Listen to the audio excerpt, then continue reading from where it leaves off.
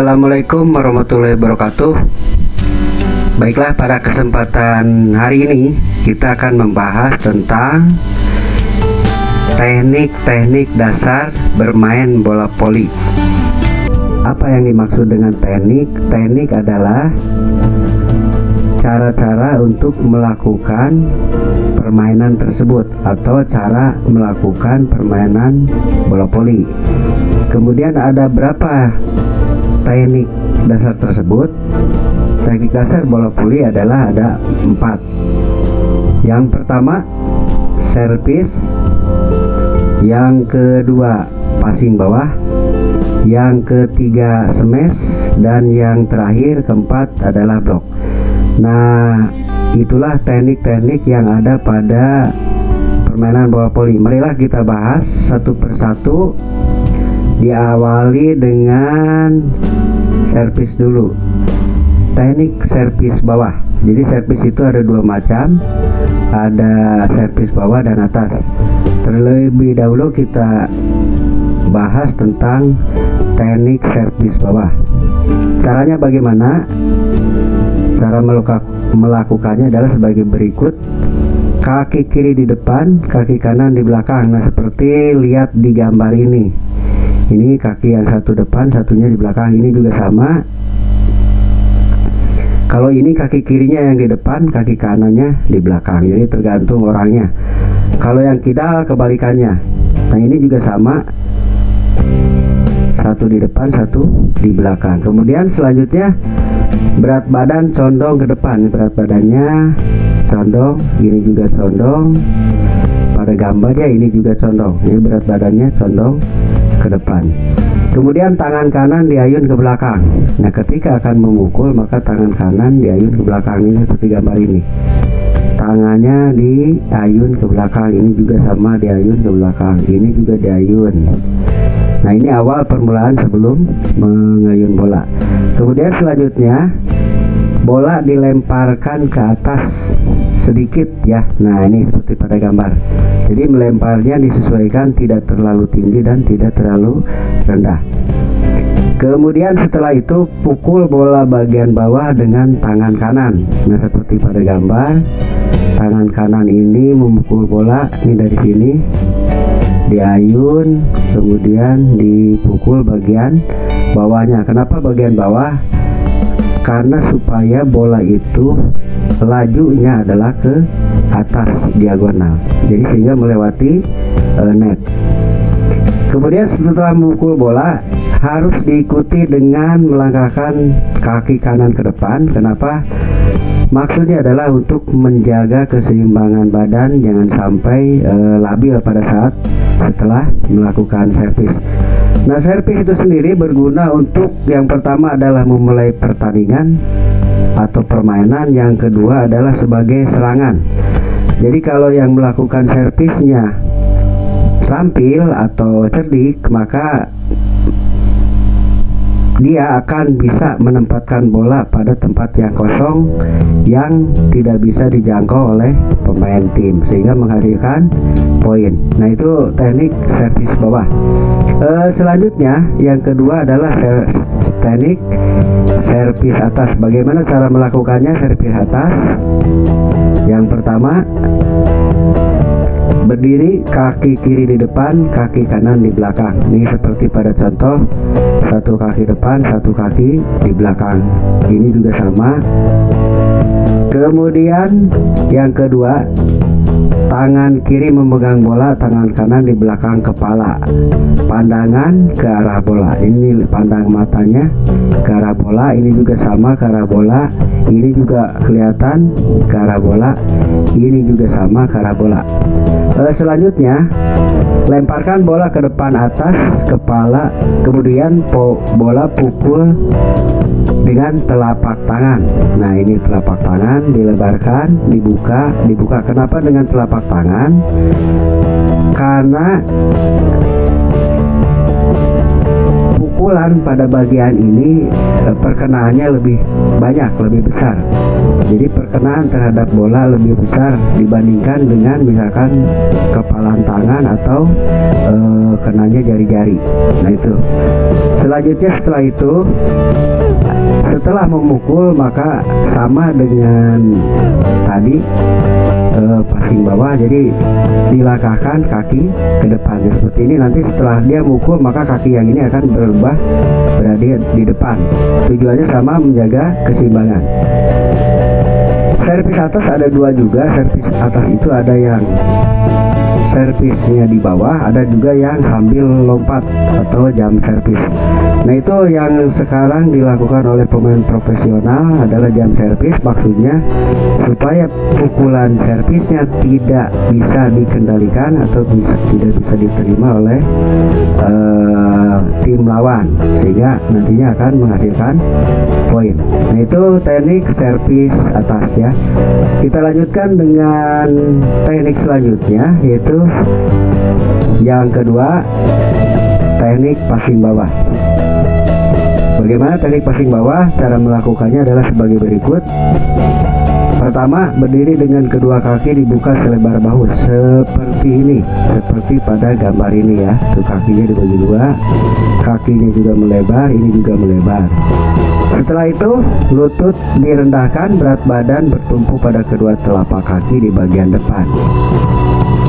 Kedua lutut direndahkan, ini lutut direndahkan, badan bertumpu pada kedua telapak kaki bagian depan. Jadi yang belakangnya itu, kaki belakangnya itu agak ngangkat ya.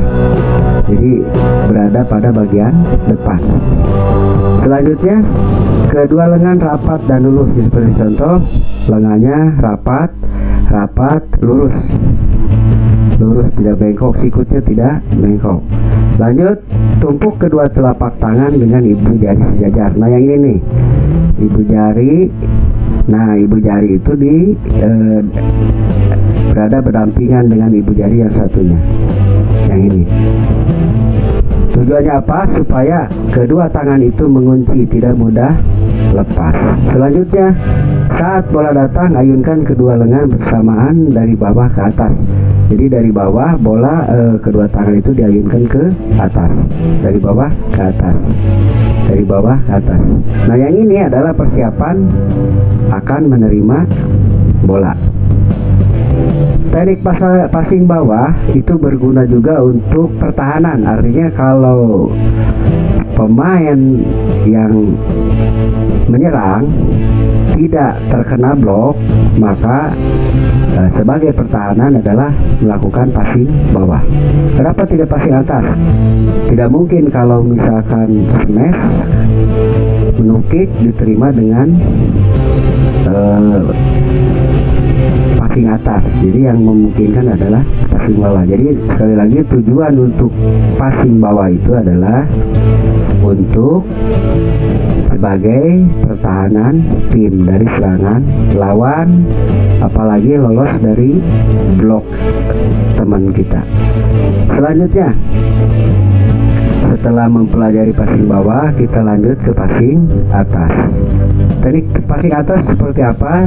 Bagaimana cara melakukannya? Yang pertama, berdiri kedua kaki dibuka selebar bahu. Nah seperti pada gambar ya, ini sama, dibuka selebar bahu.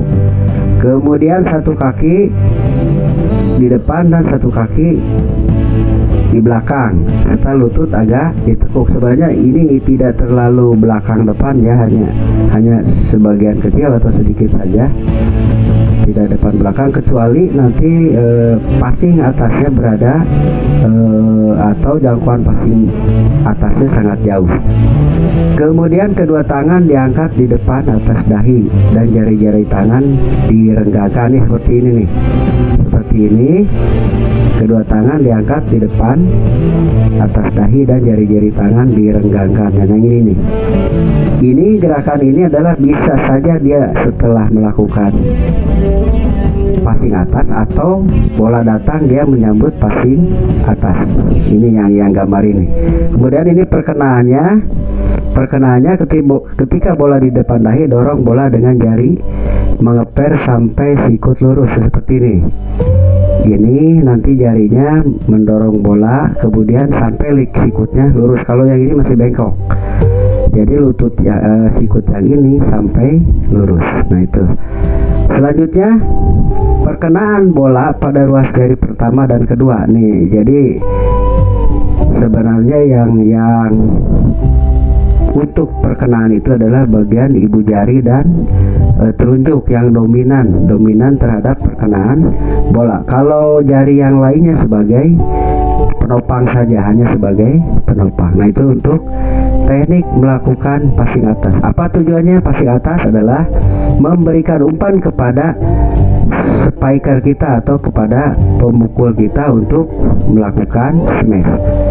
Ini sangat berpengaruh ya terhadap pukulan, karena kalau umpannya tidak bagus maka smash spiker tidak akan bisa melakukan smash dengan baik. Nah itu untuk passing atas. Selanjutnya kita ke teknik yang ketiga, yaitu teknik memukul atau smash. Smash bagaimana cara melakukannya? Yang pertama, posisi badan agak sikap berjalan, kemudian pandangan ke arah bola, lari menjangkau bola atau run up. Jadi jalan pelan-pelan.